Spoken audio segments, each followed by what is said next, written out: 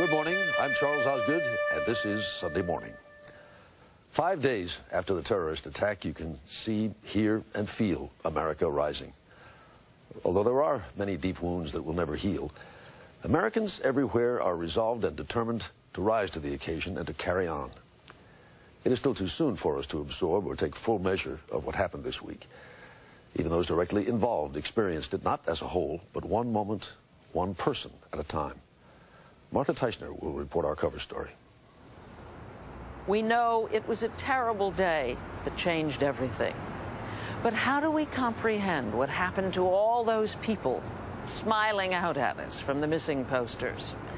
How do we explain the accident of survival or sudden heroism? This morning, we try.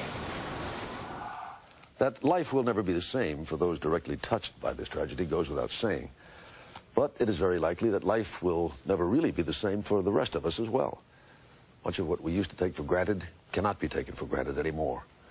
Rita Braver will survey this new landscape.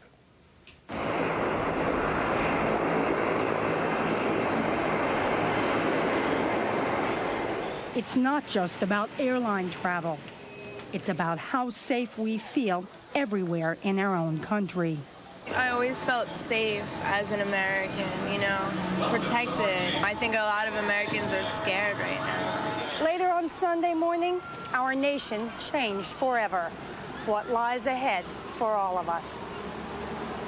The hijacked airliners that toppled the World Trade Center struck the downtown of our biggest city. But the impact could be felt in many a small town. Bill Geist will tell us about his. My hometown offers a magnificent view of New York's spectacular skyline. This past week, that view was radically and tragically altered. So was life in my town, until Tuesday, a refuge from the problems of the outside world. We have much more still to tell you this morning, stories of hardship and courage, of resolution and hope. First, here are the headlines for this Sunday morning, September 16th, 2001. Sunday is no day of rest for weary searchers combing the rubble at the ruins of New York's World Trade Center. Byron Pitts joins us now. Good morning, Byron. Good morning, Charles. Around 4 o'clock this morning, rescue teams heard a tapping sound coming from the debris.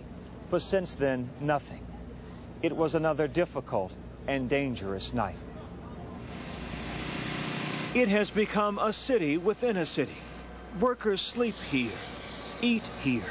But as the hours pass and more debris is removed... Can we find some firemen up there? This 16-acre site of cement and steel and suffering is primarily a city of death.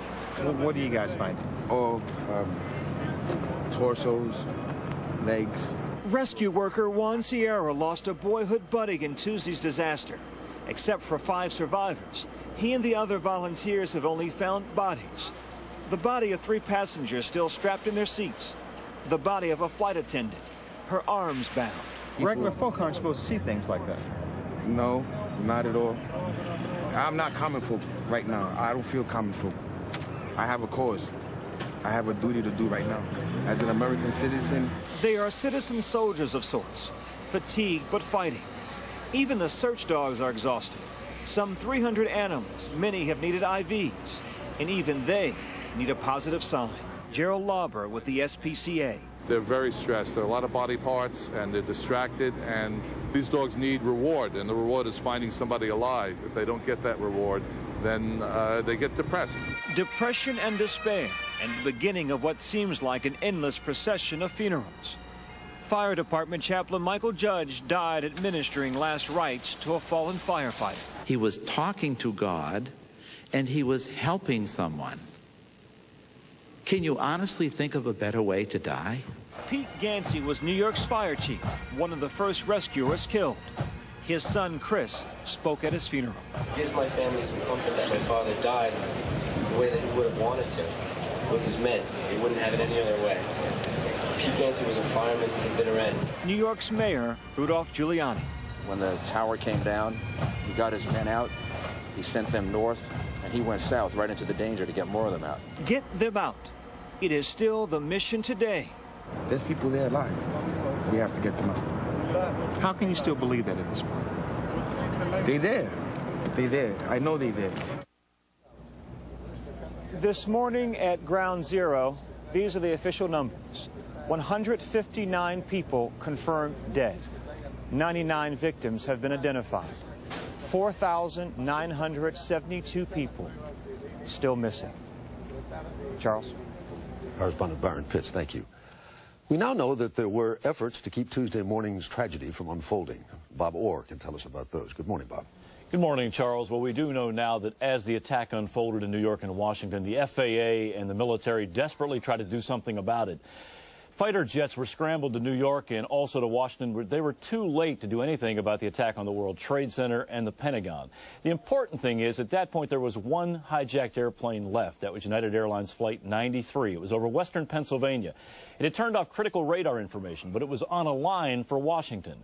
Administration sources tell us now that there was a high-level conference call convened at some point, and they were discussing their options.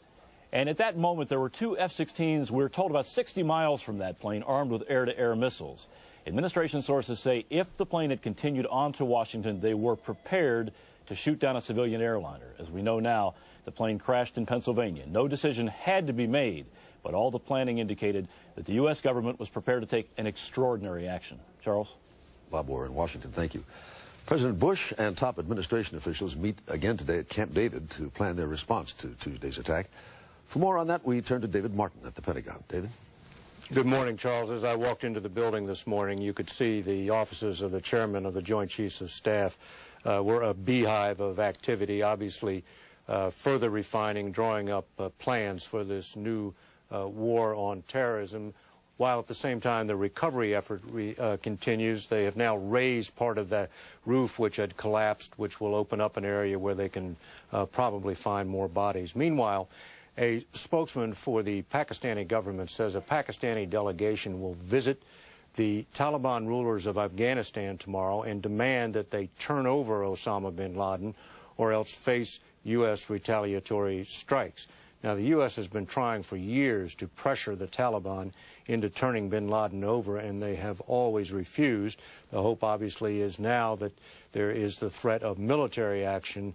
The Taliban will see this in a different light. Frankly, if the Taliban doesn't turn him over, the U.S. chances of getting bin Laden are very, very slim because it really does not know where he is on a day-to-day basis. Charles? David Martin at the Pentagon, thank you. In a moment, America Rising and an historic voyage that still goes on.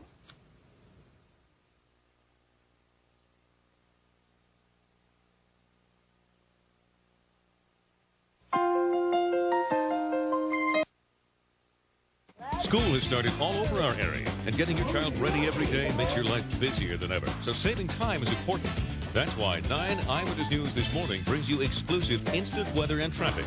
You'll know which roads to avoid and how to plan your day without the wait. Plus, you'll get expanded weather and traffic reports on the 9. And with our new feature on local schools, you'll always stay informed. Ease your stress. Let 9 Eyewitness News This Morning keep you on top of what's happening in your child's school. Weekdays from 5 to 7 a.m. Want more from a sport utility? Test drive the all-wheel drive Subaru Outback. More ground clearance than a Ford Explorer Sport. More cargo space than a Jeep Cherokee. More miles per gallon than any leading midsize SUV. Add a smooth car-like ride and you have a sport utility with a whole lot more. Outback, the world's first sport utility wagon. Now you can get an APR as low as 2.9% on all 2002 Outback models.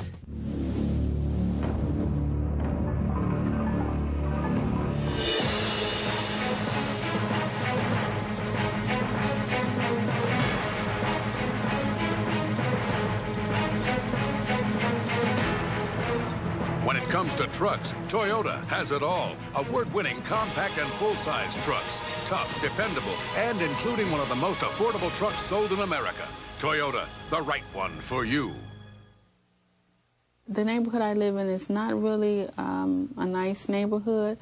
I want my kids to become someone instead of them hanging out in the street. So that's why I turned to the voucher program. It helps out a lot of low-income people. My kids can see that things are getting better by coming to the private school. Without a voucher program, there wouldn't be any options. I'm showing them now that they can be whatever they want to be.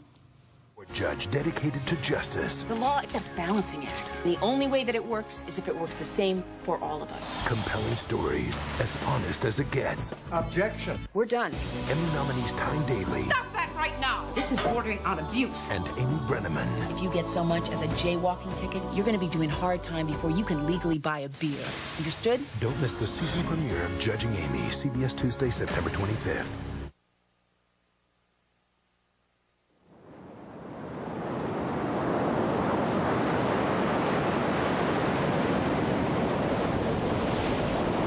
And now a page from our Sunday Morning Almanac, September 16th, 1620, 381 years ago today. The day the Mayflower, after a few false starts, set sail from England for the New World. For 2 months, the faith of the pilgrims on board was sorely tested by storm clouds and heavy seas. But nothing diminished their hope for a place to live freely, the life they chose. To that end, they signed the Mayflower Compact, the first document to establish a form of self-government in North America. In December, they finally stepped ashore to found the Plymouth Colony, a wilderness where life was hard, but to them, a haven. Many millions have followed over the centuries, each a pilgrim in his or her own way, all seeking to freely live the lives they chose. To be sure, storm clouds have sometimes threatened, and we find our own faith put to the test. But to this day, the hope of a free life in a new world still lives undimmed. And to our children's children tell how good the Lord hath been. And to our children's children tell how good the Lord hath been. How good the Lord hath been. And to our children's children tell how good the Lord hath been. Our Sunday Morning Almanac for September 16th, 2001. Ahead, our nation's will and determination tested anew.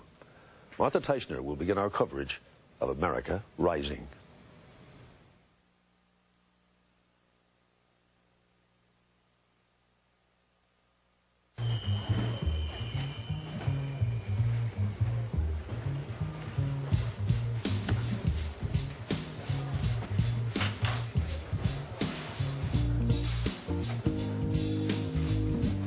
Introducing new Kellogg's Special K Red Berry cereal. Crunchy sweet flakes, now with slices of real strawberries, right in the box. Looking good, never tasted so great. Kellogg's Special K Red Berries. It's new. I'd like a latte, please. Do you have an appointment? Grab a ticket. We'll be with you in just a minute. Yeah. Coffee houses are popular. Very popular. Well, what if you just want coffee house style coffee in an instant? Folgers Cafe Latte. Rich, creamy, delicious coffee house coffee without the coffee house. So it's not the coffee you drink to take a break from your day. It's the coffee you drink to break into it. Folgers Cafe Latte. Magazine? Book? Anybody? Shocking tragedies have occurred and America is in mourning. A long period of uncertainty and recovery awaits us all. The American Red Cross is providing life-saving assistance, including precious blood, food, shelter, and grief counseling. We honor our heroic relief workers, victims, and their families. Please call 1-800-GIVE-LIFE to donate blood, or 1-800-HELP-NOW to offer financial support. Together, we can save a life.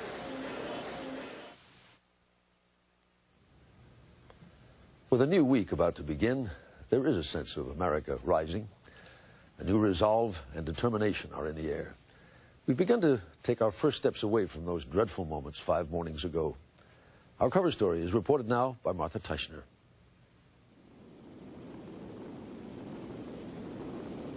It was beautiful in New York City on Tuesday morning.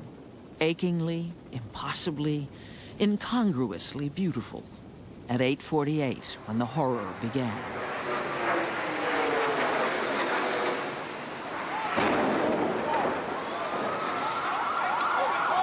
By now, we've seen the pictures over and over and over. The planes hitting.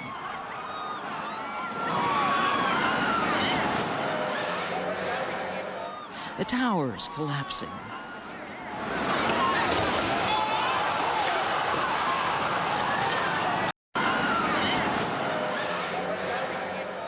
the towers collapsing.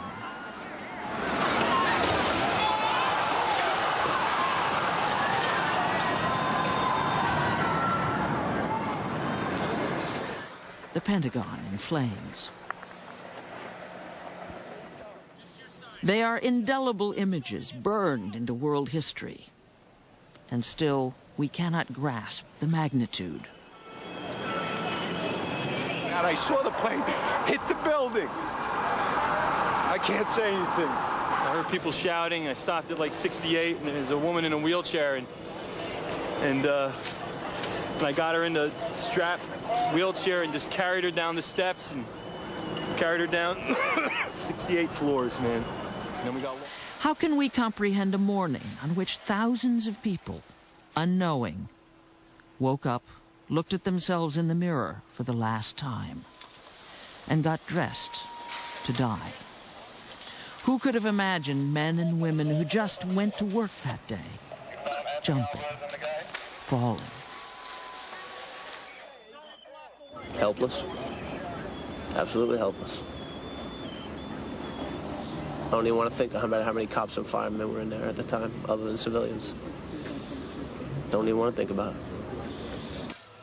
Was it God or fate or nothing but luck that determined which New York City firemen survived? That for some reason made somebody late enough that morning to live? Instead of making a left to go to the elevators, I made a right and I went into the concourse, and I went to an optometrist's shop, and I was being fitted for reading glasses. I needed new glasses. What made Michael LaMonaco, the chef at Windows on the World, decide to run an errand before heading up to the restaurant on the 107th floor of the North Tower? And when I got out to the street, I knew something terrible had happened. I thought my people. I mean, I thought all my people. Day or night, 7 days a week, there was never a time when his people were not there. I saw a fireball of I'm completely sorry that I witnessed any of this.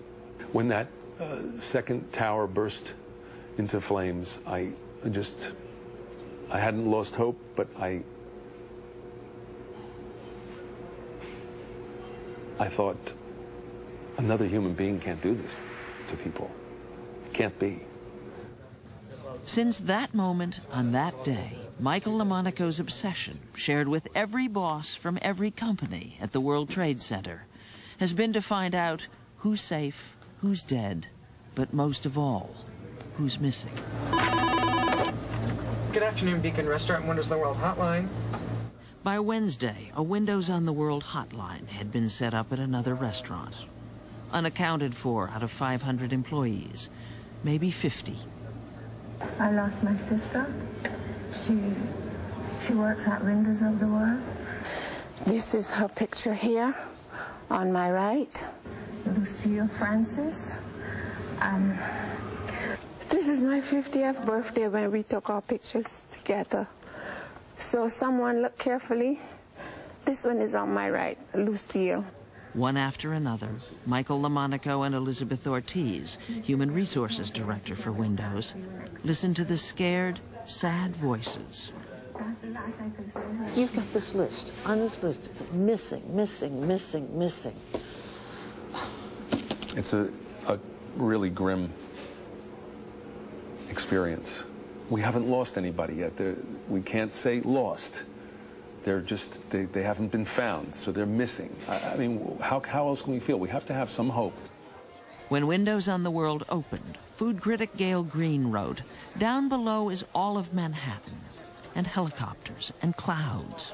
Everything to hate and fear is invisible," she said.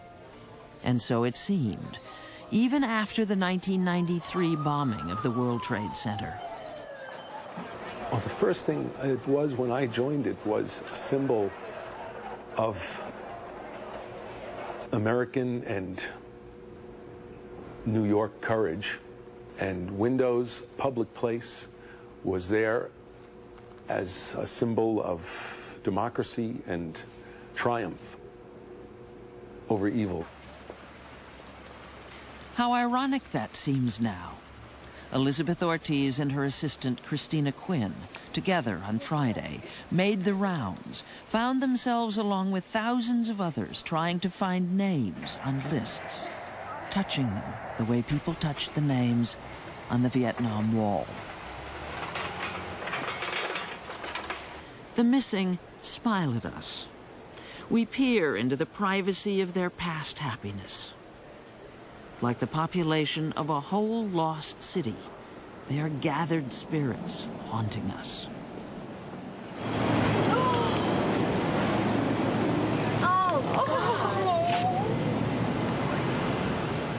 Missing, Jose Nunez, one of the Windows on the World kitchen crew.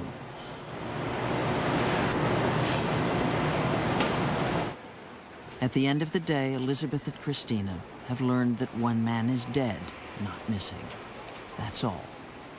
They have no news for the family of assistant pastry chef Norberto Hernandez. For one heartbreaking night, they thought he was in a hospital in New Jersey. Once we got there, it was the wrong person. It was by somebody by the name of Greg Hernandez. It wasn't him, so... Ron Hernandez? Yes. So they continue to look. They pray, as thousands of other families pray, that their loved ones will be found alive, not here. We see the bucket brigades, the rubble mountains. They are oblivious to them. They are hardly aware of the threat of war, these families. They live with their hope and their Xeroxed pictures. Missing, Mohammed Saladin Chowdhury, 39 years old, from Bangladesh. He had a master's degree in physics, but worked as a banquet waiter. His brother and his cousin are devastated. If he's alive, that's fine. If he's not alive, still we have to come to kind of conclusion that, okay, this is... What if you never find out? Let's hope that. Hopefully not. Let's hope that you will find it. We'll find it. We can hope. If for no other reason, to see his son. Farkat Saad Chowdhury was born at 9:13 a.m., September 13th, almost exactly 48 hours after his father, like 5,000 other people, went to work as usual and disappeared. We have seen what happened that day, and still we cannot grasp the magnitude.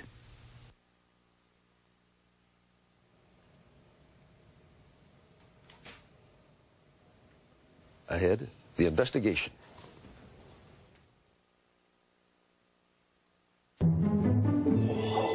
Abner, we're rich. We're rich? It's our new litter. It's got diamonds in it. Diamonds! What's a diamond? A diamond is a very valuable...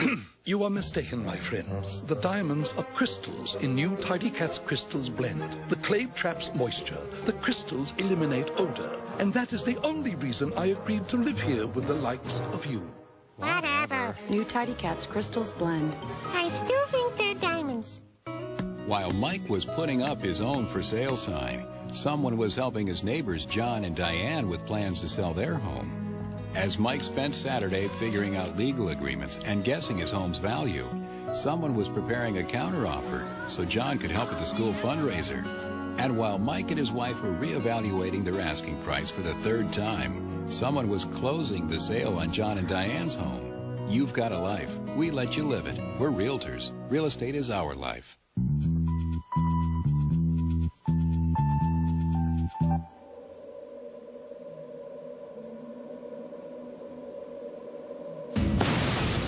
Need help deciding? Go to thenewsteel.com. Our guarantee is our promise. If you're not happy with your glasses, you can bring them back. No questions. That's what LensCrafters' 30-day money-back guarantee is all about. Every day brings new developments in the investigation of the terror attacks.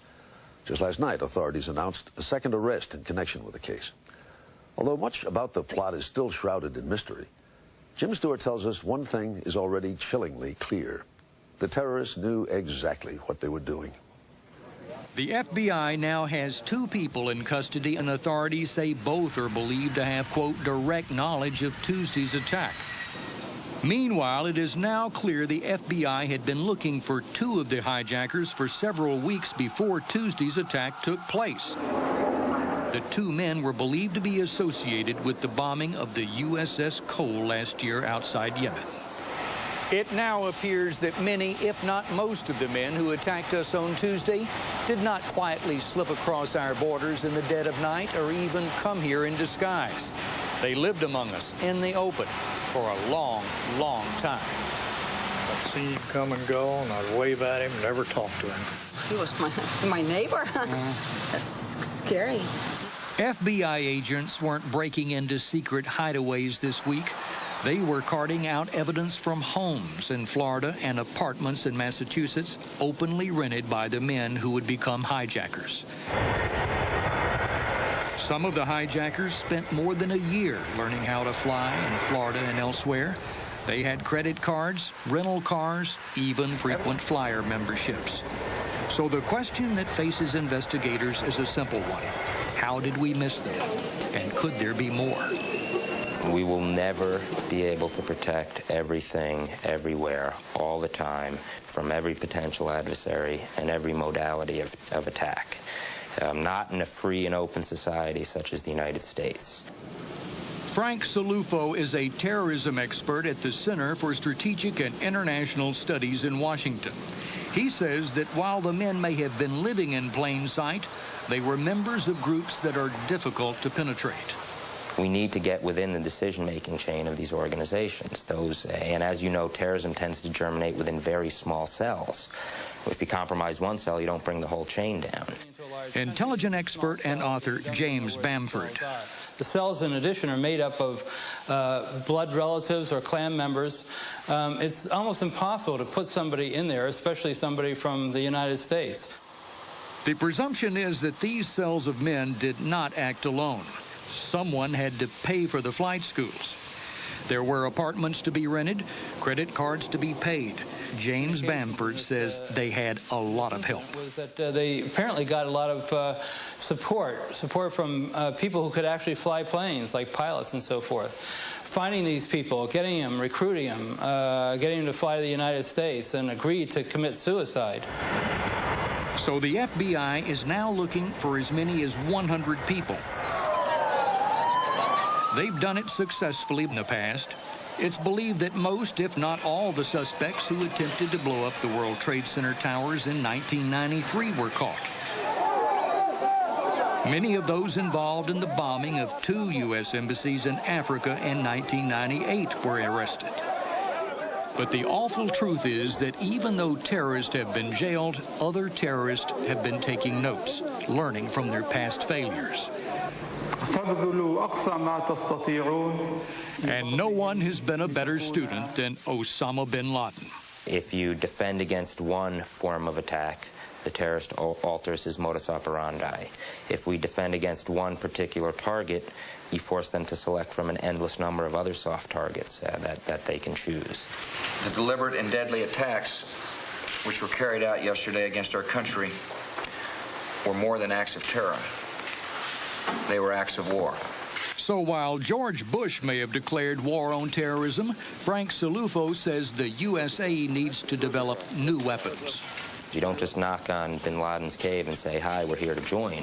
We have to remember terrorists don't frequent the cocktail circuit. These aren't Boy Scouts. These aren't good people. We absolutely must recruit people with blood on their hands to save the shedding of innocent blood, especially Americans. And we'll need help from other countries as well, principally from Pakistan, a nation that's overwhelmingly Islamic but has helped in the past. They did hand over the 2 most wanted terrorists at the time. Mir Milkazi was responsible for the bombings, the shootings outside of the CIA, and Ramzi Youssef was the mastermind behind the World Trade Center bombing. But there is no shortage of people willing to kill Americans. For whatever reason, religious, cultural, there are more than a few Osama bin Ladens waiting in the wings. We need to be in this for the long haul. This is a protracted struggle. This is a long-term struggle. Save a life.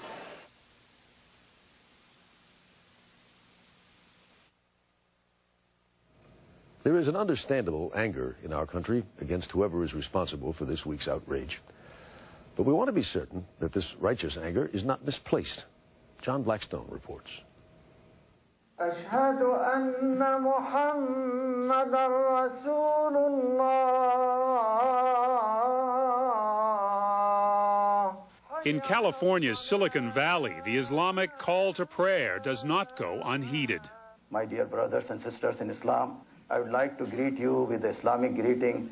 They are high-tech engineers and computer programmers, laborers and students, Americans by birth and recent immigrants. We are as much in grief as any common American citizen which is grieving and crying on this tragedy.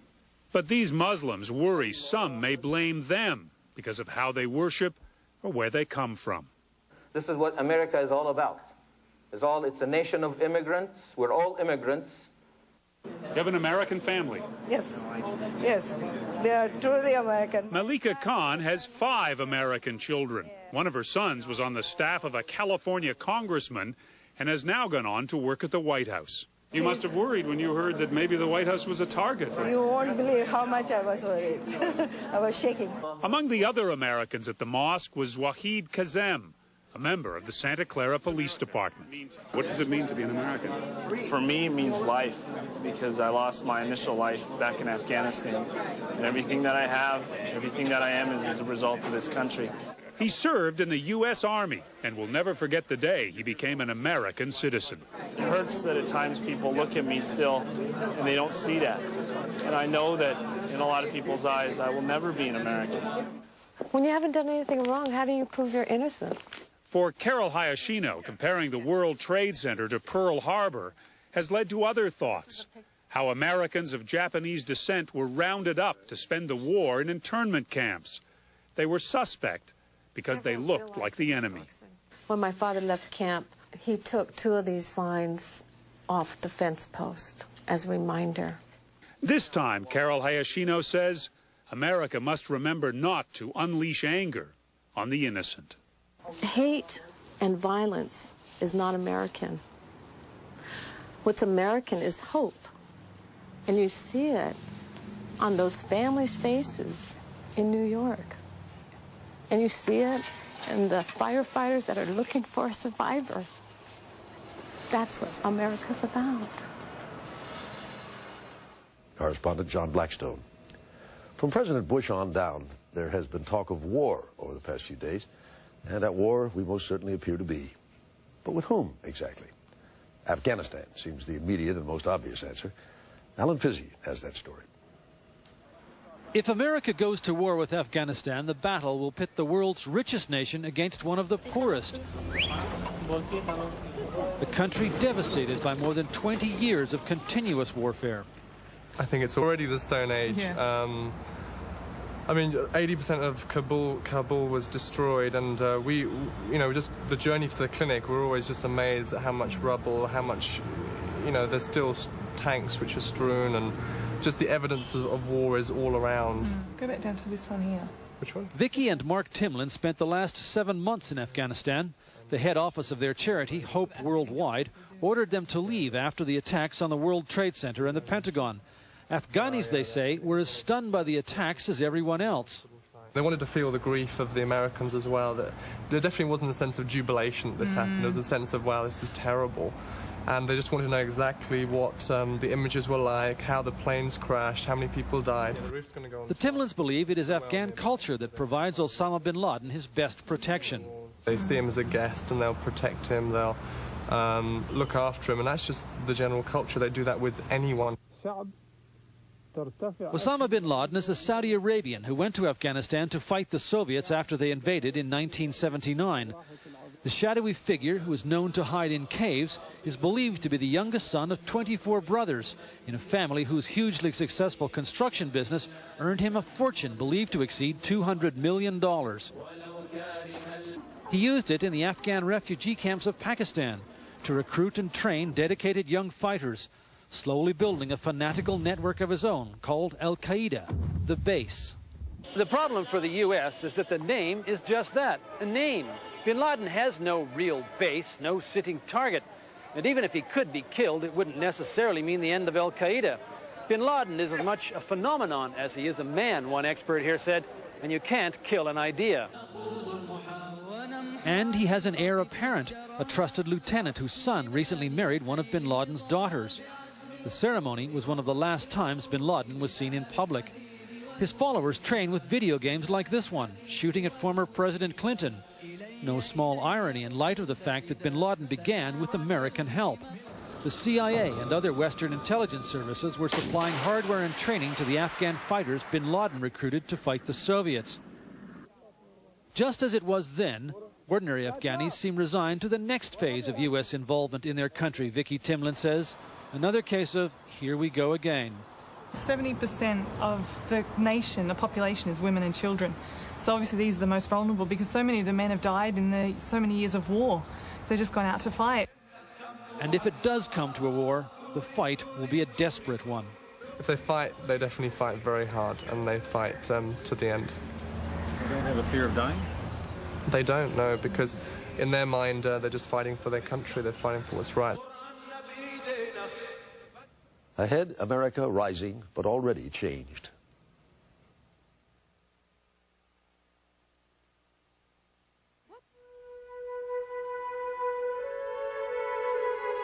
You can look at the world with a sense of hope or futility. And in my opinion, hope is a better companion. And so I hope that one day we will do more for the people of developing nations by answering the cry for family planning services. We will offer health care, contraception, and sex education. And we will watch how this act transforms lives.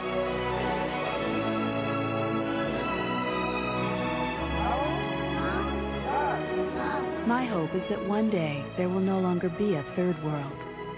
There will only be one world.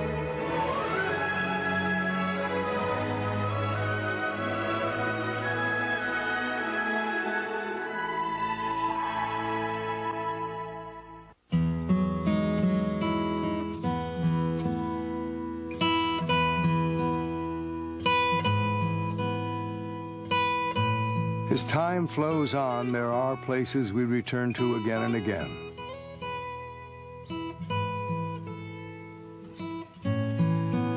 Places that comfort us with their serenity.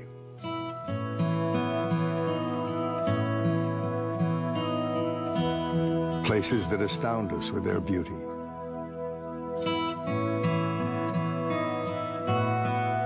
Places where our memories come to life. Precious places, timeless places, places that with your help can endure forever. I'm Paul Newman. Help the Nature Conservancy save the last great places around the world. Looking back on this week's awful events, sometimes it's the small details that are the most telling. We have a reporter's notebook from Lee Cowan.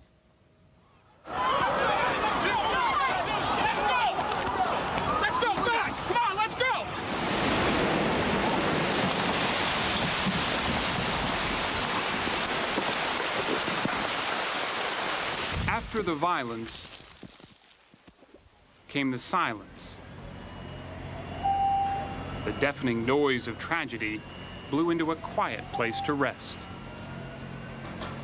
In the lobby of a hotel across the street from Ground Zero, the echoes of those no longer here seemed to whisper at every turn.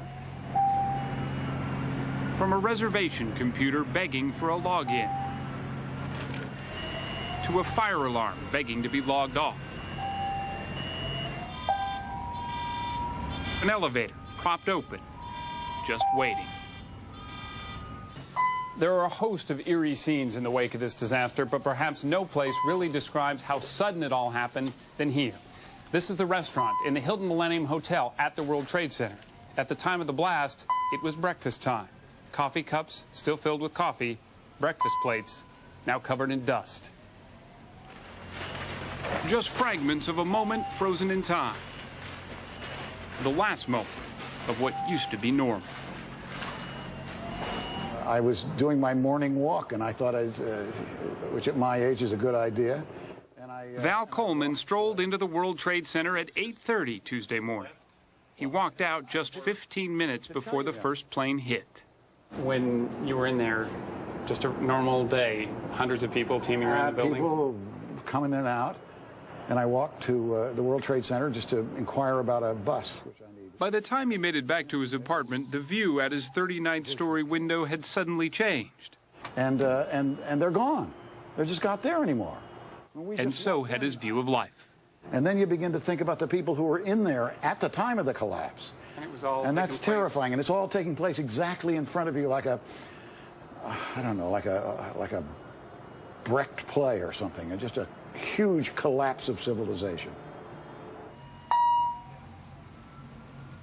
We headed north about half a block, and we heard the roar of the building coming down. Captain Dennis Tordillo was one of the first on the scene. He and his men didn't meet death on Tuesday, but they now feel guilty that they cheated it. Another 30 seconds, another floor higher, we wouldn't have gotten out. And with so many dead, why are we here? All the men in his company came back from the towers, but they came back different. I want to close my eyes and open them and see the towers. I'm hoping it's a dream, but I have a feeling it's reality. It did happen, correct?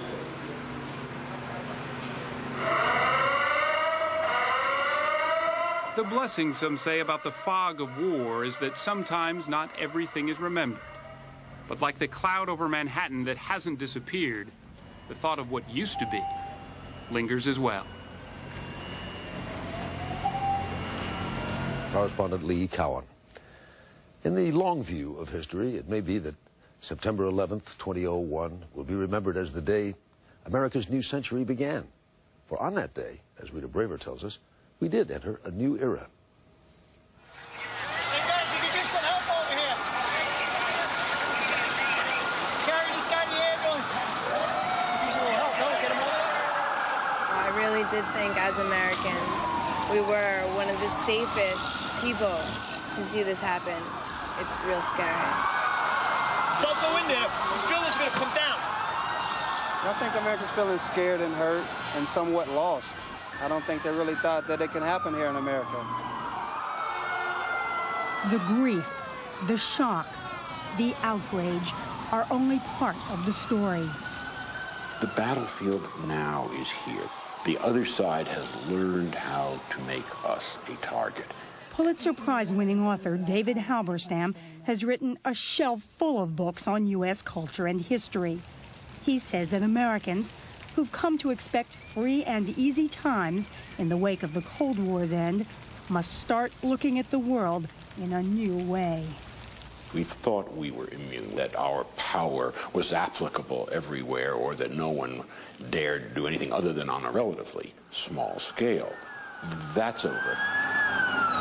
And we're only beginning to understand the long-term impact, all the ways in which our daily lives will be affected by the terrible legacy of September 11th, 2001. IDs, please. Law enforcement will be more visible on our streets, anxiety higher. The great symbols of America. Now, we fear they are potential targets. Grand Coulee Dam or Lake Powell and nuclear facilities, or could be other areas. I mean, it kind of opens the mind to all sorts of horrible circumstances. Access to our landmarks will be more strictly controlled. There are 6-hour waits at some border crossings. Gasoline prices are likely to go up, as often happens when there's a conflict in the Middle East. And of course, air travel will be more tense and cumbersome. I travel for a living. I'm in sales. I don't know if I want to do this. anymore. Though most airports are starting to reopen, Reagan National, closest to the nation's capital, is closed indefinitely. You know, we are used to dashing through this airport. Show my ID. Is closed indefinitely. You know, we are used to dashing through this airport. Show my ID, get my e-ticket, run through security, and I am off. You know, those days are over, and, David Stempler of the Air Travelers Association says that the country has got to rethink the entire airport security system, turning it over to a uniformed federal security force like the U.S. Customs Service. We have asked for years that this security function ought not be provided by private companies like airlines. They're really not equipped to do that, and when they do it, they subcontract it up to someone else at the lowest bid. And Stempler says no matter who's doing security. A lot of checks, a lot of double checks, and there's going to be a lot of nervous people all over the place. There is plenty to be nervous about. A just-released CBS News New York Times poll finds that 85% of Americans now favor military retaliation. I think it's deserving for whoever was behind all this. They deserve to get what's coming to them. Doesn't U.S. retaliation just provoke another round of terrorism? Well, it may provoke another round of terrorism, but there's another round of terrorism coming in any event. Former U.S. Senator and Defense Secretary William Cohen, now a CBS News consultant, says that the U.S. must react with the same resolve as it did after Pearl Harbor. Are we talking about a return to the draft? That's conceivable. I don't think it's necessary at this point, but I think whatever it takes. We've seen now the terrible damage that can be done by an aircraft loaded with fuel. But there are even more dangerous methods that they are contemplating. Biological warfare that could infect our entire population. A chemical weapon, possibly even small nuclear weapons. Cohen says the only way the nation can head off new terrorist attacks is by establishing a high-powered global intelligence network. But that brings different problems. How do we get it? Do we resort to racial or ethnic profiling, something that we have resisted and should resist very strongly in a democratic society? But is that an issue that will come to the fore? It has already arrived, with calls for tighter border controls and new visa and immigration restrictions. Dan Stein is executive director of the Federation for American Immigration Reform. We certainly have to do a better job screening people from certain countries where there's known to be terrorist operatives. We also shouldn't be admitting people for who their presence here isn't in the U.S. national interest. Aliens attempting to enter with fraudulent documents. There's a difference between security and being prejudiced.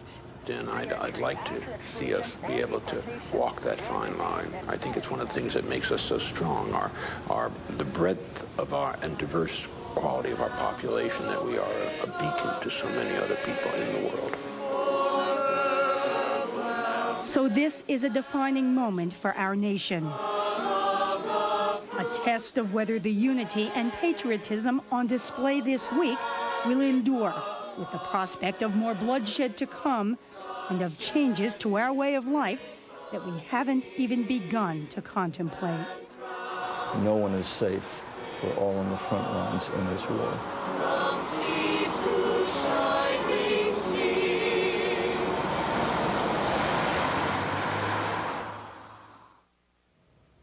Ahead for America Rising, examples to emulate.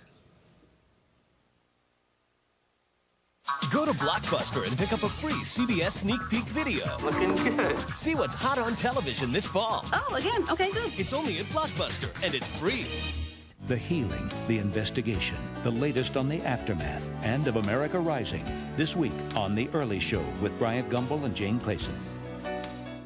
Simon Baker and Dabney Coleman, The Guardian, premieres CBS Tuesday, September 25th. They open up to late night fun, to Sunday family outings. From the bus, to the train, to destinations all over the world. They open up to the road to success. And with hundreds of new buses and trains, they bring people together. More than 1 million people like you step through them every day. Every day, Metro opens doors. The Washington, D.C. region has been recognized for the work ethic, productivity, and skill of its workforce. The exceptional quality of our labor force has played a significant part in the achievements of our home and our country, and we continue to grow through the pride of the people who make this hometown work. Phillips provides services for families and their children with severe behavioral, emotional, and learning disabilities. Bragonier Masonry Contractors Incorporated, United Planning Organization.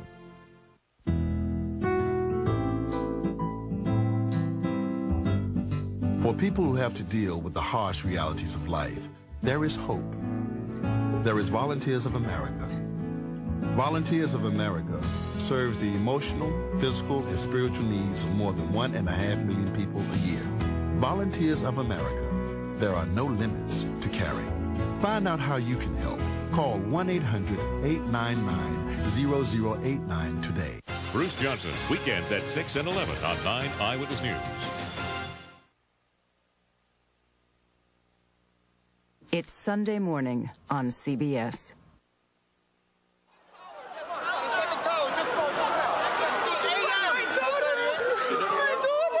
Our hearts have gone out this week to all the thousands of victims of this vile atrocity and to their grieving families. God, please be with my dad. We have now seen what damage hatred can do, what sorrow fanaticism can bring about. Carry this guy to the ambulance. In a sense, every one of us in this country has been wounded. The dreadful scenes burned into our consciousness forever, leaving scars that will never go away. Yet these awful, depressing days have also shown us inspiring things.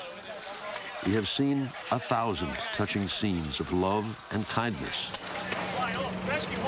of sacrifice, bravery, loyalty, and heroism.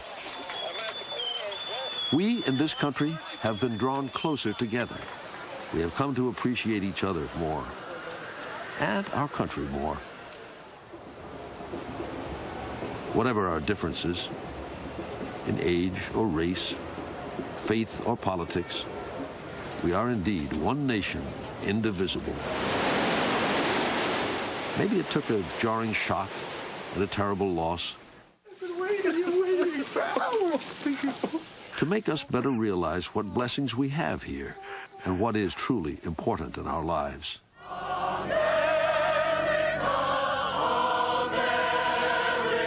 We, the people, are America.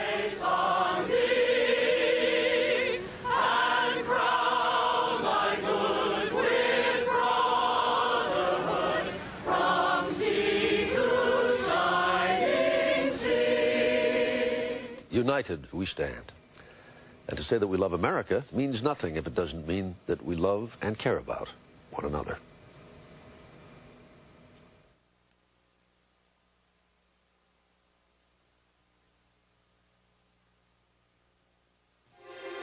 Right on target. Now there's a men's hair color made to target only your gray hair. Grecian 5. It's right on target. In 5 easy minutes, Grecian 5 targets only the gray hair, replaces it with subtle tones like your own natural color. Right on target. It matches the rest of your hair for a subtle, natural look. Grecian 5 targets only the gray. The real story will never be captured from a safe distance, only discovered by those who delve beneath the surface. When was the last time something you read challenged you? The New York Times. Expect the world. Even at the most terrible of times, there are important lessons to be learned from history. Mark Phillips has some good examples.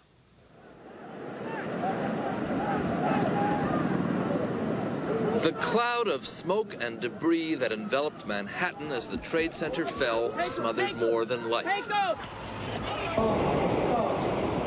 More than buildings collapsed here. The American sense of security disintegrated in a heap as well. Gone was that feeling that history, with its often destructive consequences, happened somewhere else.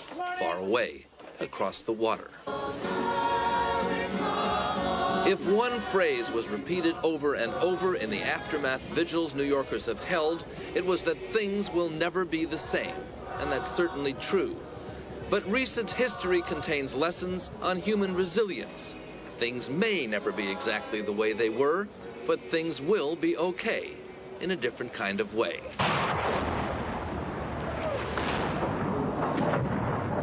Where do the lessons come from? From places like Sarajevo, where the destruction came not in one blast from the blue, but over years, where life was shattered daily, where not just buildings, but bodies and minds were broken. You lose people, you lose friends, you lose family, and that can never be compensated. There is no compensation for that, so everything else material can be rebuilt. Arnel Hecimovic lived through the 3.5 years of the Sarajevo siege and saw the city rebuild itself and its people put their lives back together. What choice did they have? Human spirit is something that I believe can never be conquered, and many tried. You have to get on. You have to get on with it. You have to try to just think that better things will come, and you have to adjust. There is no other way. There is simply no other way. Another example, Beirut.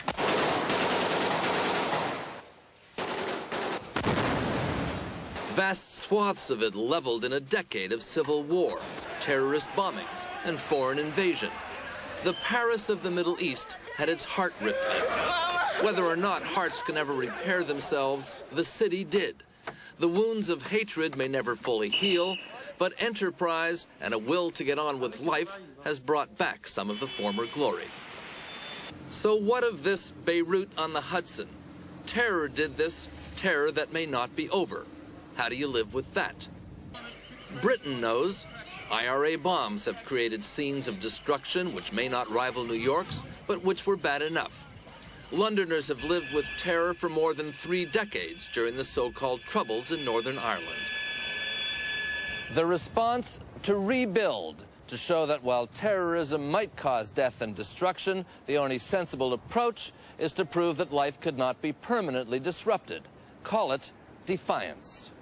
And call it vigilance, even if that involves police checkpoints around town, surveillance cameras, and some suspension of civil liberties.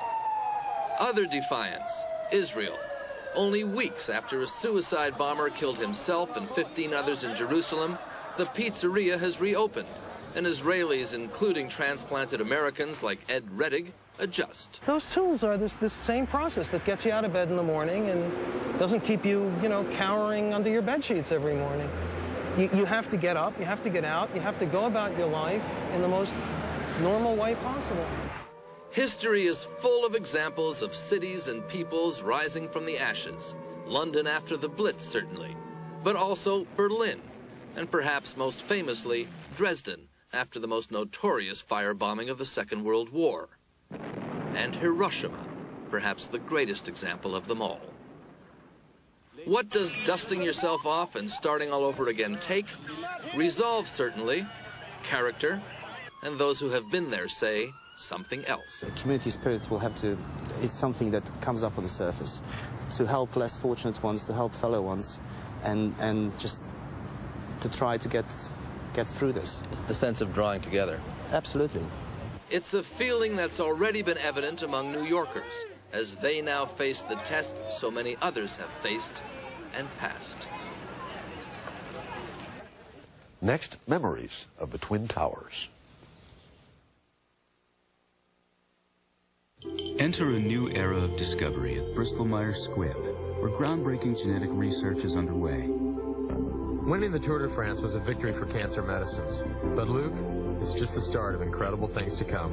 At the Bristol-Myers Squibb Center for Applied Genomics, researchers strive to unlock the secrets of breast cancer, Alzheimer's, and diabetes to lead the way in new frontiers against disease. Hope, triumph, and the miracle of medicine. Bristol-Myers Squibb Company.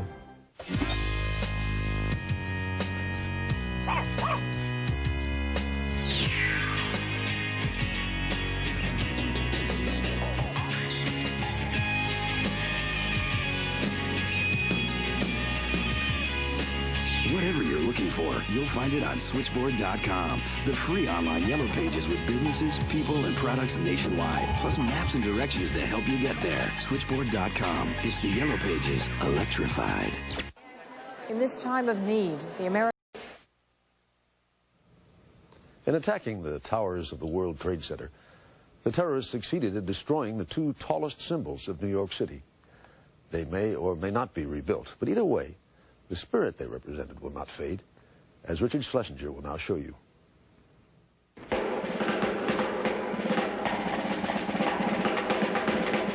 From the very beginning, the twins were stars. In 1972, a student filmmaker named Gary Kaskell was so fascinated with the construction of the 110-story buildings, he made this movie about them. The film, like the towers and the city they once dominated, is loud and brassy and hard to ignore. Grandstanders and headline grabbers have always known one shortcut to the front page ran up the sides of these towers. Mountain climbers inched up to the top. Before he did this man was known to only a few people as George Willig. After this, he was known by millions as the human fly. Have you ever climbed another building? No. Would you like to climb another building? Make yourself. I don't know. I'll find out. Then there was Philippe Petit, who thought it would be fun to dance on a wire between the two towers. When I see a beautiful place to put my wire, I cannot resist. He was arrested. The human fly was fined. All the stunts that took place at the towers were illegal, but they were never evil until last week, when the tower's very size made them a target. There are a lot of numbers to describe how big the Twin Towers were, and even by New York standards, they are impressive. 50,000, the number of people who work there every day. There are towns in America that aren't that big. 10048, the zip code assigned just to the Twin Towers. And thousands upon thousands, the number of photographs Jay Maisel has taken of them. It was New York. This is what New York was about. This was like, here I am, the Twin Towers, like me or not, you're going to see me from every place in the city. Maisel has photographed them in every season, at every time of day, and in every kind of light. They acted as, beautiful objects in the center of an environment.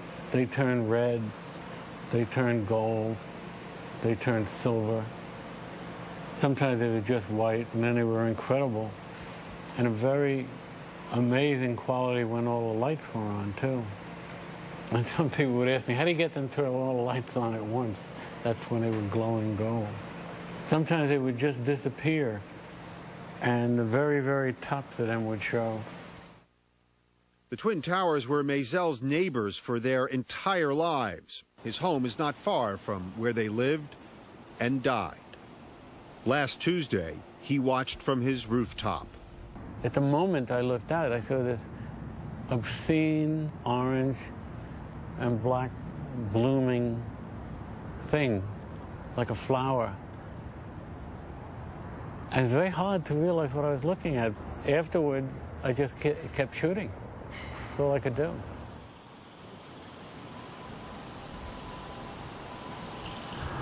They could have taken out the Statue of Liberty. That would have been a better symbol. But they couldn't cause as much heartbreak. Only rarely has there been as much heartbreak as now. The very numbers that once made the towers so great, the number of floors they tolerated, the number of people they accommodated, now make the tragedy so much greater. And I've looked out the window for 35 years at these things, and I loved them, and they were beautiful to me. And they're not there. They're just not there. Richard Schlesinger.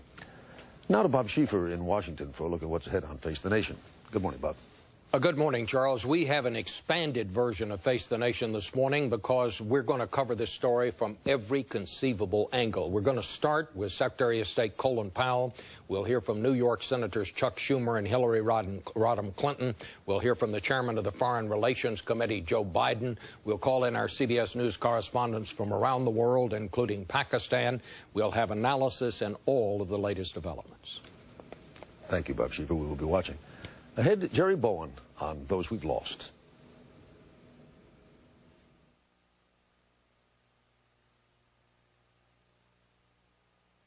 Early Sunday morning, winter day, breakfast time, they're on their way.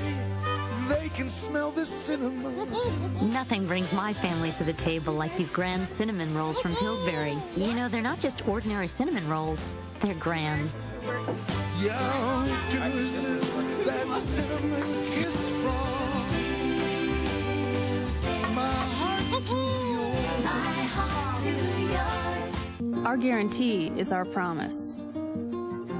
If you're not happy with your glasses, you can bring them back. No questions. That's what LensCrafters' 30-day money-back guarantee is all about. Pete Sampras knows about One-A-Day's new active multivitamin with more B vitamins and ginseng to enhance energy. One-A-Day. Get active, stay active. Meet Professor Max Bickford. I think I deserve better than a B+. He's dedicated his life to education. Every time you open your mouth, I'm going to lower your grade. We could have you fired. C-. Stop it. B+. But next Sunday, a new professor. Who is that? She was a student of mine 15 years ago. Will give him an education of his own. You're just threatened because I've actually written books more than 5 people have read. Oscar winners Richard Dreyfuss and Marcia Gay Harden. It's not going to be a problem for you now that I'm here, is it? The Education of Max Bickford premieres CBS next Sunday. When we speak of the victims of this week's atrocity, we must be careful not to leave the impression that they are simply people who have died. As Jerry Bowen reminds us, we do them far greater honor by remembering them as people who lived. Amazing grace, how sweet the sound that saved a wretch like me. There are heavy hearts all across America this Sunday morning. In the mountain town of Moorhead, Kentucky, where friends and family mourned 26-year-old Edward Earhart. Navy officer Earhart was in the Pentagon that awful Tuesday morning. He is unaccounted for. At this point in time, we're holding on to any hope in hopes that God will deliver him back to us. If not, keep him in the palm of his hand. Late yesterday, the Pentagon confirmed Edward Earhart is among the dead.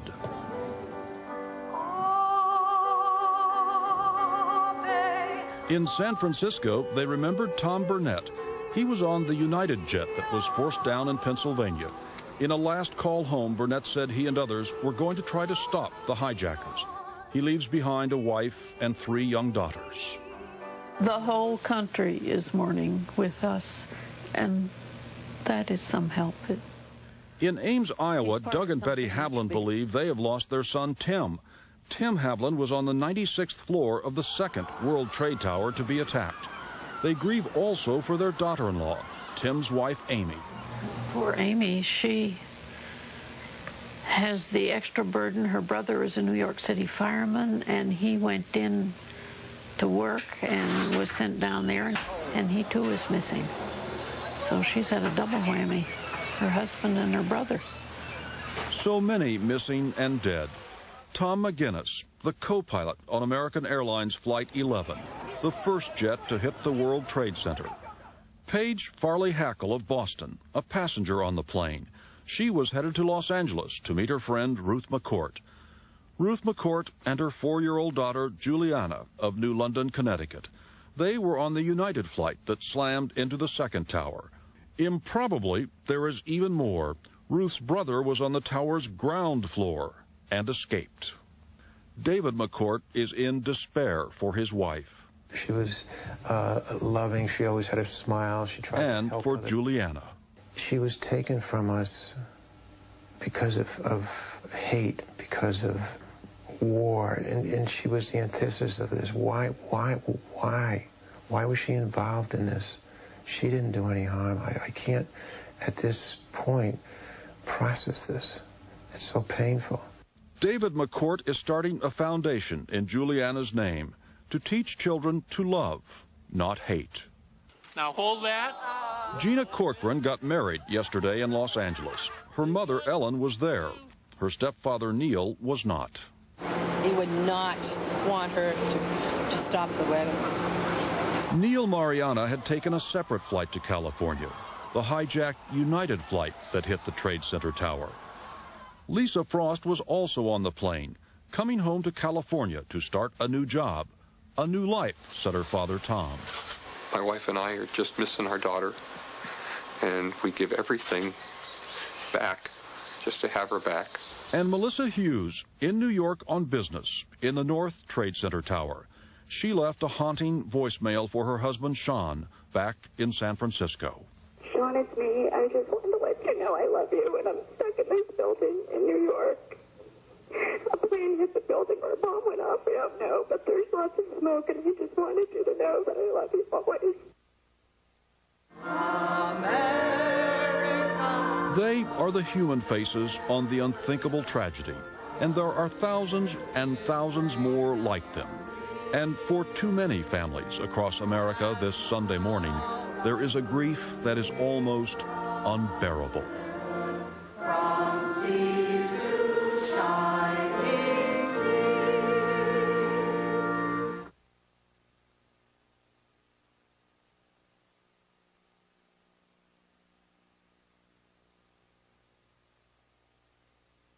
The Home Depot is driving down the cost of home improvement. Great appliance savings are on at the Home Depot. Have no payments and no interest if paid by March 2002 with your Home Depot consumer credit card. Use it on brand name appliances like this 17.6 cubic foot GE refrigerator for only $398, or this super capacity Maytag washer for just $399. The best brands, all at the guaranteed low price. For great savings, turn to the Home Depot. Shocking tragedies have occurred and America is in mourning. A long period of uncertainty and recovery awaits us all. The American Red Cross is providing life-saving assistance, including precious blood, food, shelter, and grief counseling. We honor our heroic relief workers, victims, and their families. Please call 1-800-GIVE-LIFE to donate blood, or 1-800-HELP-NOW to offer financial support. Together, we can save a life.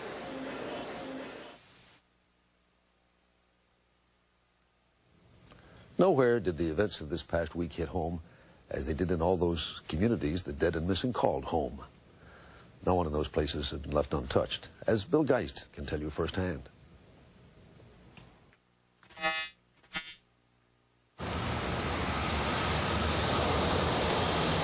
Ridgewood, New Jersey, a small community of old homes, old trees, old values. It's where I live. From here, you can see New York City's skyline 17 miles away.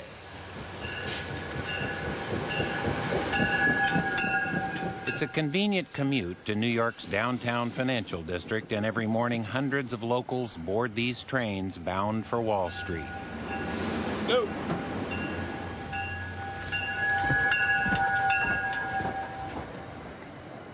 Tuesday, many of them did not come home. At least 12 of our Ridgewood neighbors and possibly many more are still missing in the World Trade Center rubble. Hundreds narrowly escaped with their lives. The entire town has been shocked and transformed.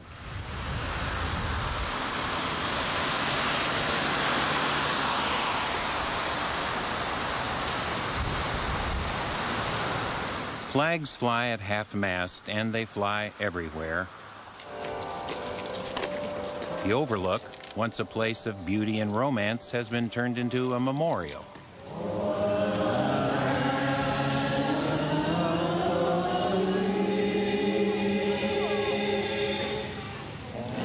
park where kids skateboard and children line up to see Santa Claus, candlelight vigils are now held.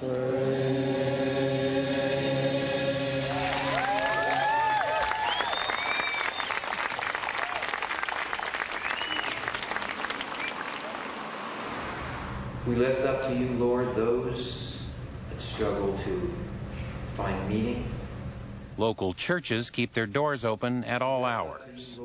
One member of Reverend Tom Marsden's congregation is among the missing. Folks are stopping in and just spending some time in prayer. Some are using this as a place just to quietly cry. And everyone in town wants to do something to help. Please help. Stop to support our country. And we thought 25 Children canvass the neighborhoods for donations for the rescue workers. Our local firefighters volunteered to go to the World Trade Center site to aid in rescue efforts. I believe it's good that we can go over and try to help, some of the people from our town and show them that we're there to support them in the loss of their loved ones. And hopefully we'll be able to do some good today. The town's Red Cross office is abuzz. Volunteers load supply trucks and answer thousands of calls. But we really appreciate you calling the Red Cross. People feel in such an intense, overwhelming need to do something. They want to be there. They want to help try and find somebody. They want to pull away the concrete and the glass. I mean, these people, they don't ask, would it be risky? Yes. At a time like this, we welcome everyone. Their disaster relief class is standing room only these days. The worst in the human spirit was experienced, and it's brought out the most glorious in the human spirit, I believe. And that's what we're seeing even here in Ridgewood. When you see little knots of cars and people in this town, it's normally for a happy social occasion like a backyard barbecue or a child's birthday party. Now these clusters are somber gatherings of friends and neighbors trying to comfort a family and shoulder some of the grief. My friend, John Van Devender, went to work on an early train Tuesday bound for his office on the 92nd floor of the North Tower of the World Trade Center. During the attacks, he talked with his wife and son a few times on the telephone. Then the building collapsed, and he has not been heard from since. By his wife, Annie, their 14-year-old son, John, and their two daughters, Janie, 9, and Molly, 5. Janie still tries to reach him on his cell phone. Annie has told her children that their father is probably not coming home. And I do believe with all my heart that things happen for a reason, and something will come out of this. If it's just that my children are stronger people for having gone through this, or something good has to come of this, because it's so awful that this can't just have happened for no reason. I have no regrets. We knew we were lucky, and we would tell each other all the time how lucky we were. And we used to tell the kids how lucky we were, the 5 of us. And she's found strength in visiting others in town who are also missing loved ones in this disaster. I kept saying, I feel so sorry for myself. Mm-hmm.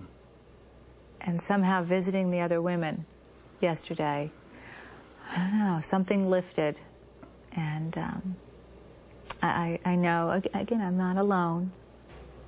Just driving Molly to school this morning, all the flags. And I just to know that so many people care. Mm-hmm.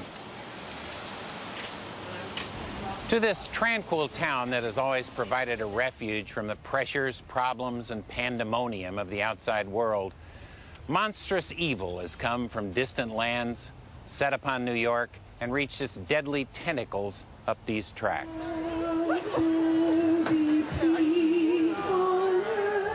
It has left untold misery in this town, where people are asking how this could happen and why. And it may be the children who are asking the toughest questions of all. When my friend Annie told her daughter that God would pull her father up to heaven from this massive disaster, 5-year-old Molly asked, "Does God have enough hands?"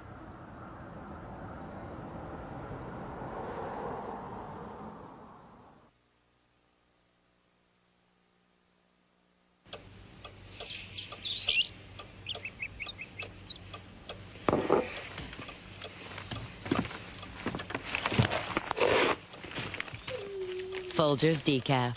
Really good coffee.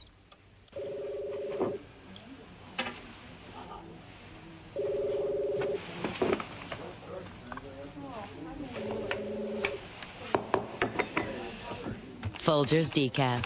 Really good coffee. While Mike was putting up his own for sale sign, someone was helping his neighbors John and Diane with plans to sell their home. As Mike spent Saturday figuring out legal agreements and guessing his home's value, someone was preparing a counteroffer so John could help with the school fundraiser. And while Mike and his wife were reevaluating their asking price for the 3rd time, someone was closing the sale on John and Diane's home. You've got a life. We let you live it. We're realtors. Real estate is our life. In this time of need, the American Red Cross is profoundly grateful for your generous outpouring of support. A long period of uncertainty and recovery awaits us all. Please maintain your resolve to donate blood. Call 1-800-GIVE-LIFE to schedule an appointment, and please be persistent. Again, call 1-800-GIVE-LIFE. Together, we can save a life.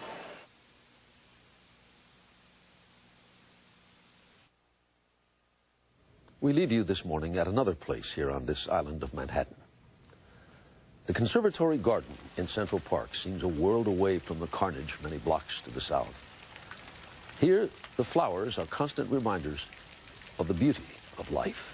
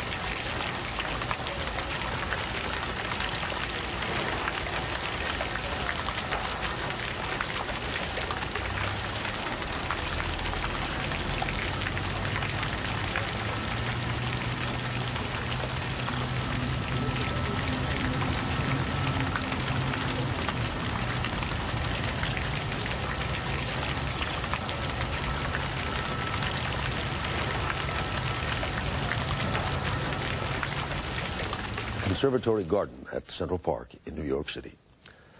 I'm Charles Osgood. We hope you'll join us here again next Sunday morning.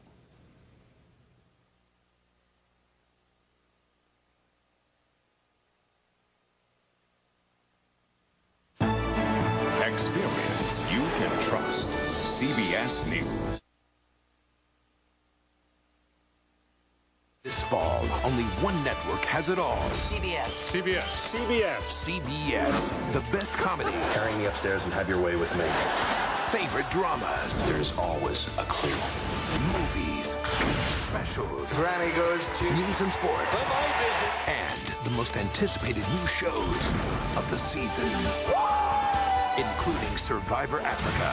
All the best. It's all here. It's all here. It's all here. It's all here on CBS. My hope is that one day we will do more for the people of developing nations by answering the cry for family planning services. And one day there will no longer be a third world. There will only be one world.